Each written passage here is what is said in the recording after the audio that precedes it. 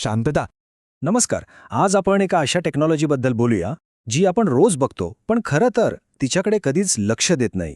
ती म्हणजे analogue metre. आता बघा, हे मीटर्स कुठे कुठे नसतात. अगदी आपल्या गाडीच्या डॅशबोर्डवर, घरातल्या विजेच्या बॉक्सवर, वर्कशॉपमध्ये, सगळीकडे. आणि त्यांचं काम काय? तर वीज प्रवाहासारख्या अदृश्य गोष्टींना मोजण्याचं. पण कधी विचार केलाय का की हा एक साधा काटा एका न दिसणाऱ्या करंटला इतक्या अचूकपणे कसा काय दाखवतो? नाही, ही काही जादू वगैरे नाहीये.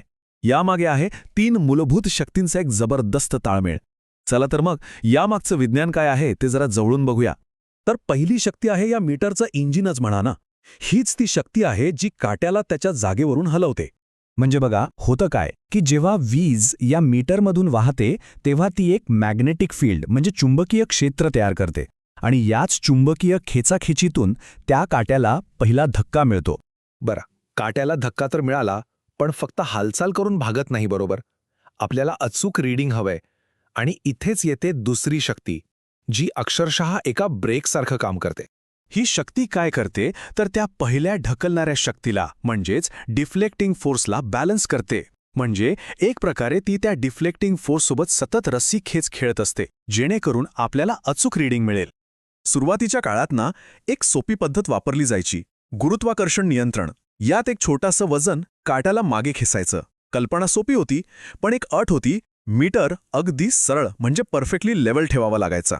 त्यामुळे यावर एक जास्त चांगला आणि कॉमन उपाय शोधला गेला, तो म्हणजे 2 अगदी बारीक हेअर स्प्रिंग्सचा वापर. या स्प्रिंग्स फिरतात, ताणल्या जातात आणि त्यातूनच एक विश्वासार्ह स्थिर कंट्रोलिंग फोर्स तयार होतो. ठीक आहे, म्हणजे आपल्याकडे आता हालचाल आहे आणि तिला कंट्रोल करणारी शक्ती पण आहे. पण अजूनही एक प्रॉब्लेम आहे. काटा आपल्या जागेवर स्थिर होण्याऐवजी थरथरू शकतो, म्हणजे व्हायब्रेट होऊ शकतो. आणि हीच समस्या सोडवते आपली तिसरी शक्ती, जी एका शॉक ॲब्सॉर्बर सारखी आहे. कल्पना करा, जर ही शक्ती नसती तर तो काटा अचूक रीडिंगच्या आजूबाजूला खूप वेळ नाचतच राहिला असता. मग त्याचा काय उपयोग, बरोबर? त्यामुळे ही शक्ती त्याला जागेवर पटकन स्थिर करते. आणि ही स्थिरता मिळवण्यासाठी 2 खूप हुशारीच्या पद्धती वापरल्या जातात. एक तर एका छोट्या पिस्टनच्या मदतीने हवेचा दाब वापरला जातो, किंवा मग चुंबकीय एडी करंट्समुळे जो विरोध निर्माण होतो त्याचा वापर केला जातो. चला तर मग आता हे सगळं एकत्र कसं काम करतं ते बघूया. एका अशा उपकरणामध्ये जे खूप कॉमन आहे आणि जिथे या 3ही शक्तींचा खेळ आपल्याला एकत्र पाहायला मिळतो. हे उपकरण आहे परमनंट मॅग्नेट मूव्हिंग कॉईल किंवा PMMC इन्स्ट्रुमेंट. खरं सांगायचं तर आपण ज्या 3 शक्तींबद्दल बोललो त्या प्रत्यक्षात कशा एकत्र येतात हे समजून घेण्यासाठी यापेक्षा चांगलं उदाहरण असूच शकत नाही. तर मुद्दा काय आहे? इथे 3 गोष्टी घडतात. डिफ्लेक्शनमुळे काटा हलतो, कंट्रोलमुळे तो योग्य जागी थांबतो आणि डॅम्पिंगमुळे तो स्थिर होतो. या तिन्ही सिस्टम्स एकत्र इतक्या सुंदरपणे काम करतात की आपल्याला एक स्मूथ, स्टेबल आणि एकदम अचूक रीडिंग मिळतं.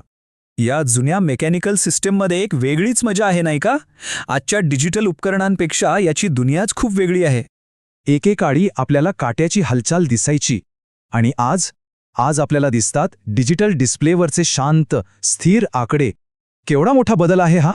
आता आपण या शांत डिजिटल आकड्यांकडे आलो आहोत. यात आपल्याला प्रचंड अचूकता मिळाली हे नक्की. पण एक प्रश्न मनात येतोच की या अचूकतेच्या नादात त्या भौतिक शक्तींशी असलेला आपला थेट संबंध आपण गमावला आहे का? याच विचारासोबत आजचा आपला हा आढावा इथेच संपवूया.